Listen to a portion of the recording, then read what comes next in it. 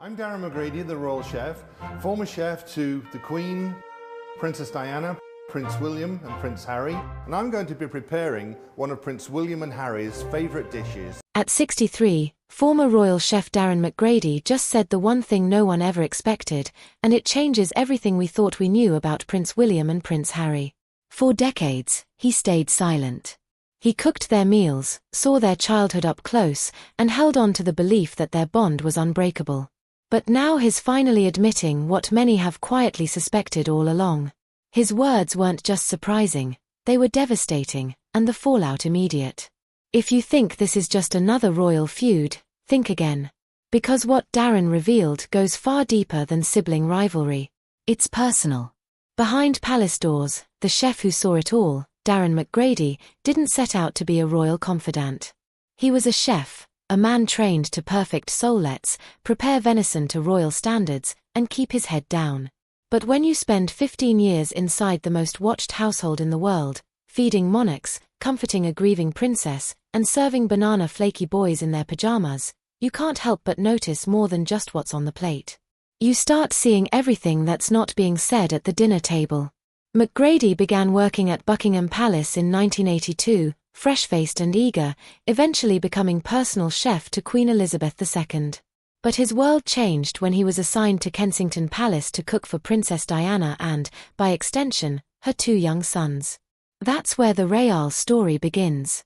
While the world was still reeling from royal scandals and tabloid headlines, McGrady was behind closed doors, watching a very different kind of drama unfold, one of childhood, of confusion, of brothers figuring out who they were in a world that demanded perfection. He saw the contrast firsthand. William was thoughtful, more serious. Harry was impulsive, warm, with a wild streak that couldn't be tamed. Together, they made the palace feel human. They'd sneak into the kitchen begging for treacle tart or to stir the custard, even though they'd spill half of it. Diana didn't mind. She wanted them to be kids, real kids, not future kings or rebellious spares. But McGrady also remembers the silences, the quiet glances Diana gave the boys when Charles was mentioned, the tension that hung in the air when official duties interrupted family dinners. He noticed William internalizing things, becoming more guarded. Harry wore his emotions on his sleeve, and Darren saw early on that he was the more fragile one, always in need of reassurance. Still, there was no denying their bond, at least back then. McGrady described them as partners in crime, a phrase he repeated in interviews years later, always with a hint of pride and longing. They were, in his mind, two halves of one childhood. He recalled the day Diana gave them permission to eat fast food despite the nanny's protests, and they celebrated as if they'd been told Christmas was coming twice. They were so close, so in sync, that even their fights were short-lived. Harry would pout, William would lecture, and within minutes they'd be watching cartoons together again. But looking back, McGrady admits there were differences he might have overlooked. William had a sense of destiny. He understood, even young, that he was the heir. Harry, on the other hand, struggled to find his place. Darren never forgot the time Harry asked, "Will I ever be king too?"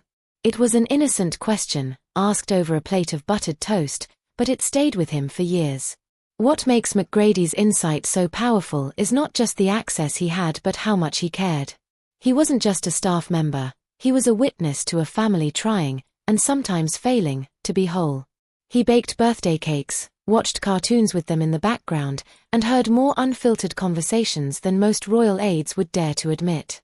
Decades later, when asked about William and Harry's current relationship, Darren's voice often softens. He rarely speculates, but in recent years there's been something different in his tone, a shift, a reluctance to pretend that things are just fine.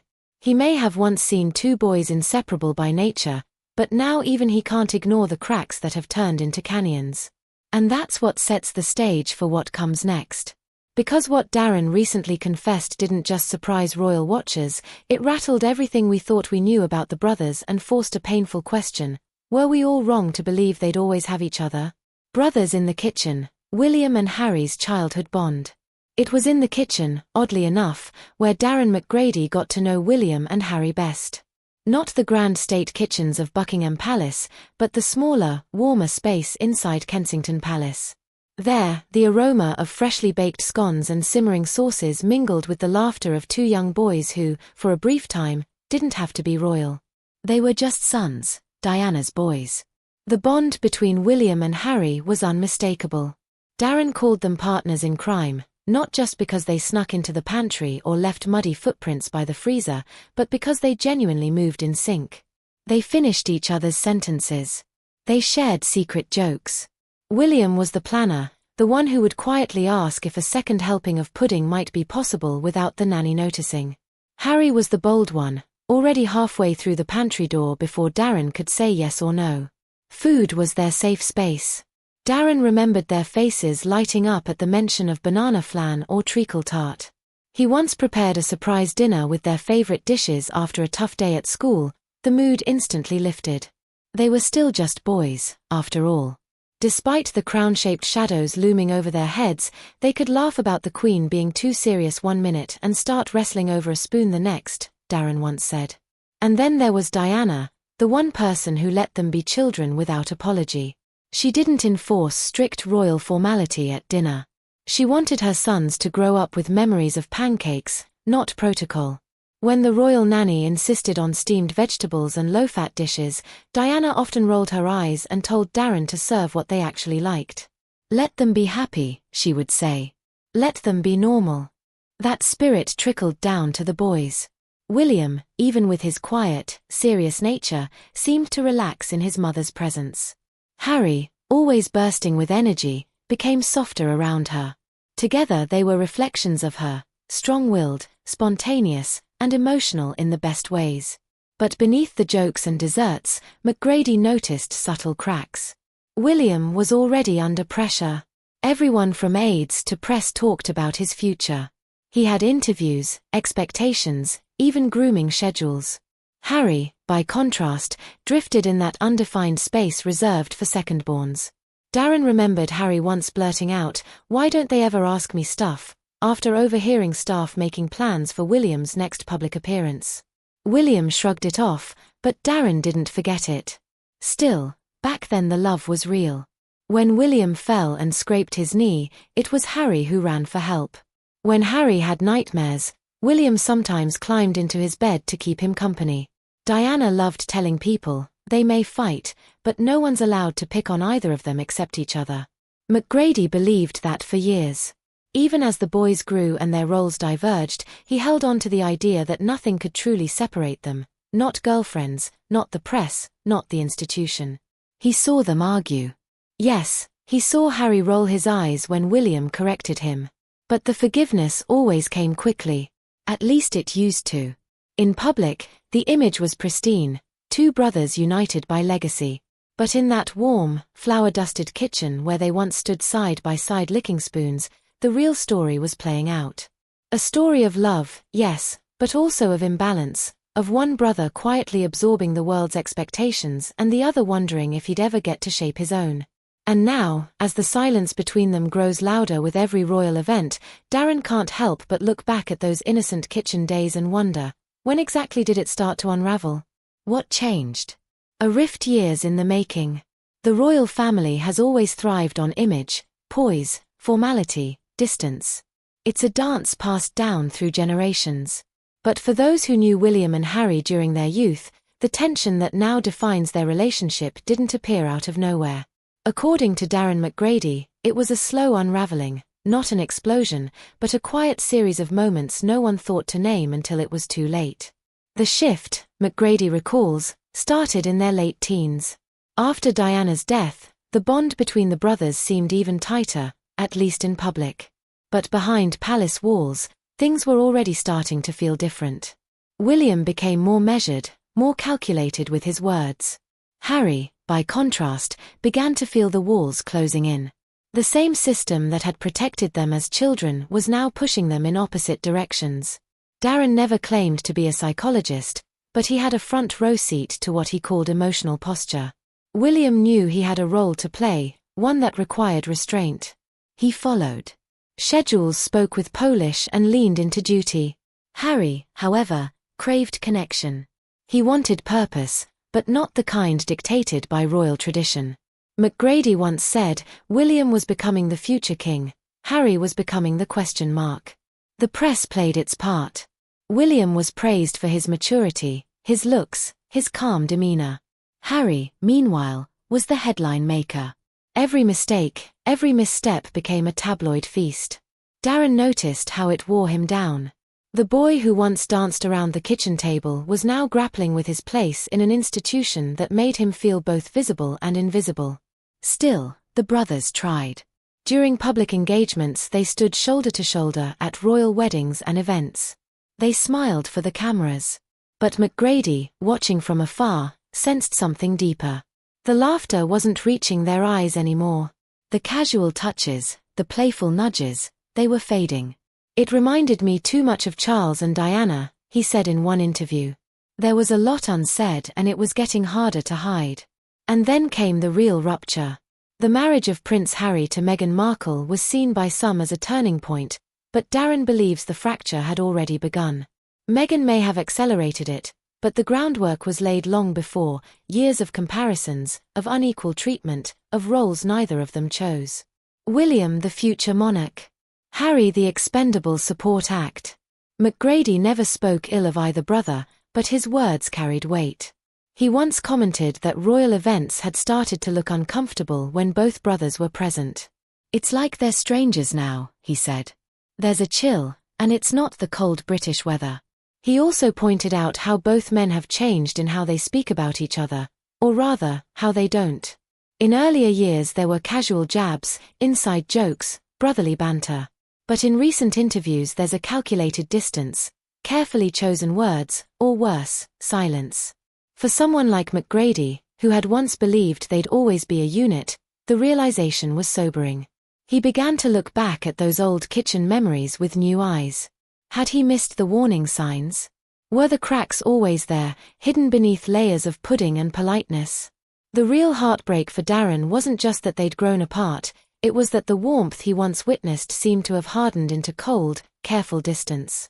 And the more he thought about it, the more one truth began to gnaw at him. He may have misread the story all along. That truth, his truth, is what he would soon admit publicly in a confession that no one saw coming. The confession that shook royal watchers. 4 years, Darren McGrady had kept his reflections light. He gave interviews filled with warmth, childhood memories, and fond recollections of Diana's kitchen, banana desserts, prank wars between the boys, and the soft moments that humanized a family too often cast in stone. But something changed recently.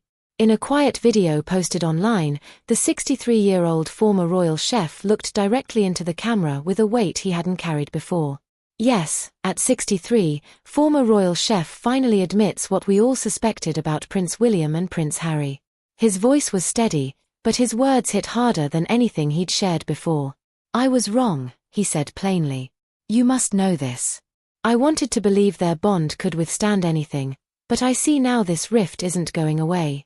Not because of the press, not because of outsiders, but because they're both angry at each other and maybe always have been, deep down. The statement stopped royal fans in their tracks. Darren, the one who used to share harmless stories of palace life, was now confirming what many had only speculated, that the divide between Prince William and Prince Harry wasn't just a matter of tabloid gossip. It was personal. It was real. And it had been building for much longer than the public ever realized. He went on to say that his early impressions had been colored by hope. I worked with Diana. I loved her. I watched those boys cling to each other after losing her. I told myself they'd always have each other, no matter what came next. But I was holding on to a fairy tale. In the video, McGrady didn't name names or assign blame, but he spoke with unmistakable emotion about what he'd seen in their adult lives. Cold glances at events, no shared laughter, awkward nods in place of the old brotherly gestures. I once saw Harry stand quietly outside the kitchen door waiting for William so they could prank me together. That same Harry walked past William at the Jubilee like he was a stranger, he said. He recounted the last time he saw both men in the same room, stiff shoulders, tight smiles. They weren't just uncomfortable. They were done, he said. I don't think they've said what they really want to say to each other in years, and I don't think either one knows how to start. McGrady admitted this public confession wasn't easy. He hesitated to speak out, worried it might seem like he was exploiting his royal ties. But in his words, "I've stayed quiet for decades, but I'm 63 now. I've seen the cycle repeat too many times in that family. And if there's one thing I've learned, it's that silence does more damage than truth." What struck viewers most was the emotional honesty. He didn't speak like a gossip or a commentator. He spoke like someone grieving the end of something once beautiful. His relationship with the royal family had always been respectful, but this was the first time he pulled back the curtain on the emotional weight of that distance. Royal commentators reacted with surprise. Fans flooded social media with mixed emotions.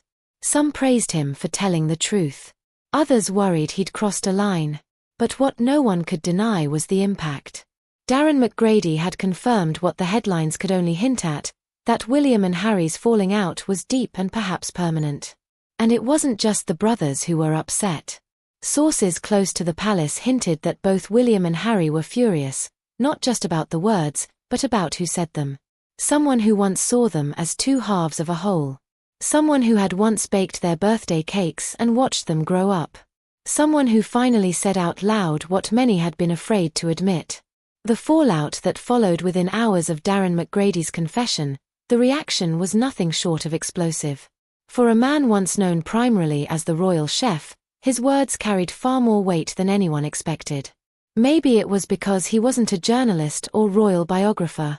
He was a man who'd lived in their home, served their meals, seen their worst and best moments without ever betraying their privacy, until now. Social media lit up with clips from his video. Comment sections were flooded with divided reactions. Some applauded his honesty, claiming it confirmed what everyone had already suspected. Others accused him of stepping out of line, dragging private pain into the public spotlight. What complicated matters was the way he said it. Darren hadn't spilled secrets or revealed private conversations. Instead, he had reflected, regretted, and in doing so he added something to the conversation that had been missing, a layer of sadness, a human ache that no headline could manufacture. Still, behind palace walls the reaction was reportedly less forgiving. William, according to sources close to Kensington Palace, was deeply disappointed. He had respected McGrady as a fixture of his childhood, a familiar, comforting presence from a time when the world still made sense. For William, to hear Darren publicly question the bond between him and Harry wasn't just a breach, it felt like betrayal. As one aide put it, "It's not what he said, it's that he said it at all." Harry's camp was no more pleased. Though now far removed from royal circles, Harry has been increasingly protective of anything tied to his mother. Darren McGrady wasn't just an old family staff member, he was a link to Diana, a man Harry had once trusted to keep their memories intact. For him, hearing that trust dissolve in front of the entire world was deeply personal. As one anonymous friend of the Duke said, Harry's not angry at what Darren said, he's hurt that he chose to say it now, when things are already so raw. Inside the public sphere, however, the response became more complicated. Some commentators noted that McGrady had done what the royal family never does, speak emotionally. He had offered something more than palace protocol or rehearsed statements. He had given the public a glimpse of what this feud actually feels like to those who once lived in its orbit. Others speculated that McGrady's statement may have opened a door that can't be closed. With his admission, the illusion of a possible reconciliation had begun to unravel. Because if someone who had known them since childhood no longer believed they could make amends, then what hope did anyone else have? Royal experts debated whether this would escalate things further or paradoxically create an opening for reflection. Sometimes it takes someone from the outside to name what's happening, one commentator said. The brothers might be angry now, but what Darren did was hold up a mirror. And perhaps that's what made the fallout so emotionally charged. This wasn't just a former staffer airing grievances. This was someone who had believed in them, who had carried the memory of their bond like a private photograph tucked away in his heart, and who had finally admitted that photograph had started to fade. Whether Darren's confession will change anything between the brothers remains to be seen. But one thing is clear, the silence that once protected their story has now been broken. And from here, there's no going back. The ghost of Diana's wish. Long before the world knew just how deep the rift between William and Harry had grown, there was a quiet promise made in the halls of Kensington Palace. It wasn't formal. It wasn't spoken like an oath. But Princess Diana had made her feelings clear. More than anything, she wanted her sons to stay close, to be each other's keepers. She didn't have many illusions about the crown or its politics. But she believed in the bond between her boys. Darren McGrady remembers that part more vividly than any recipe or event he recalled, Diana once saying, "I may not always be around, but as long as they have each other they'll be okay." She said it casually in the kitchen while stirring tea, but even then it felt like more than a comment. It felt like hope, maybe even a plea. Now, with both brothers living lives miles apart geographically, emotionally, and ideologically, that hope feels like a memory slipping through the cracks. Darren's confession didn't just expose the current state of their relationship, it stirred something deeper. It forced people to ask, if even Diana's wish couldn't hold them together, what could?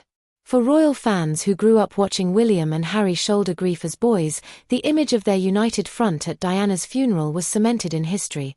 Two brothers walking side by side behind the coffin of their mother, bound by sorrow.